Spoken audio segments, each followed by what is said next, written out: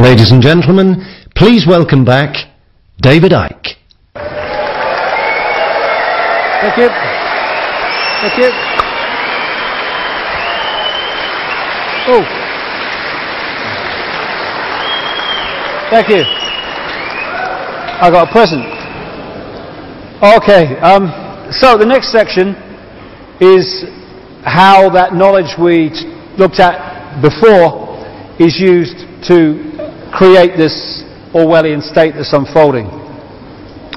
The one that makes us believe, or wants us to believe, that war is peace, freedom is slavery, and ignorance is strength.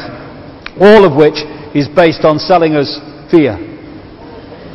This is the basic structure that they want. I'll come to that more in a minute. But basically what we're looking at is the centralization of power, incessant centralization of power, for a simple reason that if there's a few of you and you want to control the many, you have to centralize decision making. The more diversity there is, the less control you're going to have over it. So you want to centralize everything. And that's why the world has been hurtling towards centralization of power in all areas of our lives for centuries. And it's got faster. Why has it got faster? Simple equation. The more you centralize power, the more power that you then have to centralize even quicker. And this is where the momentum of speed has increased and increased. But before I start this section, again I want to emphasize the information from the first part, which is we live in a illusory reality in terms of solidity. We are decoding reality. It's a kind of a virtual reality experience that we're having. We are consciousness. They want to put us in that state of detached consciousness and limit the frequencies that we are decoding and therefore control the reality that we experience. And so what I'm looking at here in this section as I start a chronological story is I'm looking at a timeline. One timeline, one reality within what even mainstream scientists are now talking about, these different realities, parallel universes and stuff, which interpenetrate each other. This is one timeline. That's all. It's the timeline that we are decoding. But there are many other timelines, many other realities interpenetrating this one, and also there's a hell of a lot more to know than I've got so far. It's an interim report. It's always going to be. So, we go back. We can pick this story up in this timeline in ancient times, prehistorical times, in terms of official history, where there were, it would appear, two great civilizations which made together a global civilization, one based on a landmass which has become known as Atlantis, and one which has become known as Mu or Lemuria. And these were advanced, very advanced civilizations with in many ways knowledge beyond what is available in the public arena today. And they went to great technological lengths, great understandings, for instance, in how you can create a magnetic field which then makes vast stones basically weightless, and you can push them along and maneuver them around. Great technological advancement, at least among the elite. These civilizations came to an end, it seems, with great cataclysmic events. It's interesting that when you've got studies which put together the ancient folklore around the world describing what the Bible calls the Great Flood, but that's just one version of the same recurring story in every ancient culture.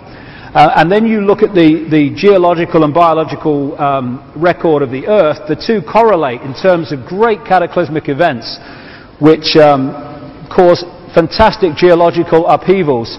Of course, the story of Noah in the Bible, which is a rewrite of a much older Sumerian story, which probably is mirrored, in fact is mirrored all over the world using different names for Noah. That is the most famous one of the Great Flood and the Great Cataclysms, but it is just one. The survivors of these advanced civilizations, and indeed before, moved out into other lands, and they took with them this advanced knowledge that was part of that once global society. But now these societies became isolated, and that original knowledge started to go its own way. Same knowledge, but it started to be expressed in different ways, using different symbolisms, different tools, different names, etc. And this story is also why, when historians and others have gone into these places like the Maya and South America and the Maya in Central America and other places, they were astounded when they first apparently discovered these civilizations, these groupings of people, that the same basic stories that they were telling, religious stories and other stories that they were telling in Europe, were being told by these other societies that apparently had no connection to Europe whatsoever, because we've just discovered you. Well, these original stories come from the original knowledge that's just got isolated. They're the original stories from the pre-historical times of the global society, the Golden Age, as some accounts call it. And I started to see this as I've traveled around the world, where you see the same knowledge expressed in different ways, because it's just gone its own way because of the isolation. Kreda Mutwa, the Zulu shaman, he throws carved bones in different symbols to read energy fields, to predict the future or read the future. And what you do is you brought this basket of these bones and you put your hands over them. What it's doing, you're impregnating your energy field into these bones, the energy fields of the bones, because everything's energy. And then he throws the bones, and where they land in relationship to each other makes him read the signs. Because what he's doing is reading your energy field. Because as I kind of saw as I was watching this happen, when you put your magnetic field into those bones, the vibrational state of your magnetic field is a vibrational pattern or imprint of you, your state, and also the deeper levels of consciousness that you have that have an awareness of what is to come. And these bones have an energy field, and their energy field reflects what they symbolize. So if they symbolize a certain concept, then they will carry the energy of that concept. So when you put your hands in, or your energy in, it makes a magnetic connection. These different energy fields, called bones when we've decoded them into holograms, connect into your energy field and sync with the magnetic patterns that you've got, and they fit in where their magnetic patterns fit into you. And so where the bones land and how they appear on the floor is decided before they're thrown. It's decided in the basket by the magnetic connections that have been made. And this is also why you get the same thing with rune stones, because rune stones are just exactly the same knowledge expressed in a slightly different way. This is where tarot cards come from. Why do you pick that card and not that one? Magnetic connection, same thing. And it's the same knowledge, that same original global knowledge. Also, as these peoples with these advanced knowledge and understandings went into other areas of the world, not just after the cataclysms, but also before it, they were the people that had the knowledge to build these fantastic ancient structures that even today people say we couldn't build that now, or we'd struggle to.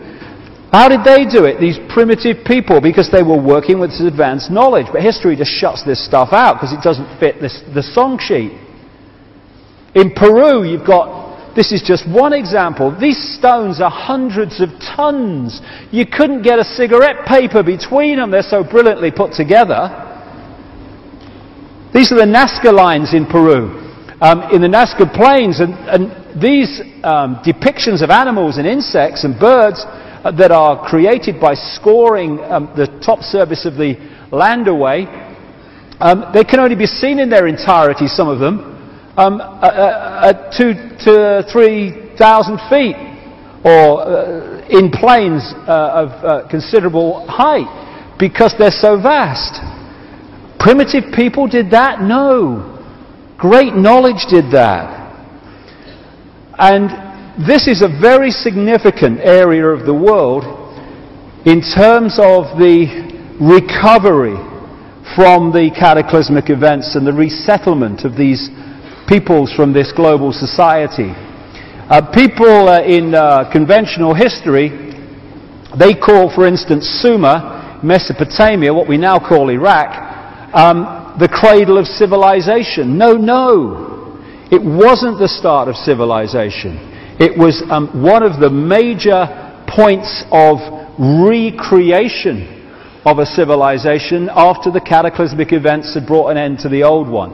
And what we're seeing now, and what's happening, is this global society is now re-emerging in another way as these formerly isolated societies start to connect together again. In fact, it's been going on, of course, for a very long time. And another connection that you have between these areas and many other areas in the world is of an interbreeding between a non-human race, force, whatever, and humans, creating a hybrid bloodline, a fusion of the two DNAs. Even in Genesis, we have one version of this, but you find this all over the world, in every culture. As the Bible says in Genesis, there were giants on the earth in those days, or in the earth as it puts it, and also after that, where the sons of God came in unto the daughters of men, and they bare children to them. The same became mighty men which were of old, men of renown. These hybrid bloodlines, this interbreeding, produced the kings and queens and the elite royal families of the ancient world, where they claim their right, their genetic right to be the king or the queen or the leader because of their connection to the gods. And all over the world you find this. And what do we have today? We have the queen as head of state of this country purely because of her DNA. She had a different DNA, she might be cleaning the throne, not sitting on it. You know, that's how ludicrous it is. And this is where it comes from. These people claim to be elite and special because of this hybrid bloodline nature connection to the gods. And in Sumer you find the same. Sumer, which became Babylon, which became Iraq, has ancient texts and tablets which describe the same recurring global story of this interbreeding to create this hybrid race. The hybrid race became known as the demigods, part human, part God, because of this interbreeding connection. And from here, they went out all over the world. So the invasion of Iraq and the occupation of Iraq now is not just about oil. It is about oil on one level, yes. It's about many things. But it's also because that area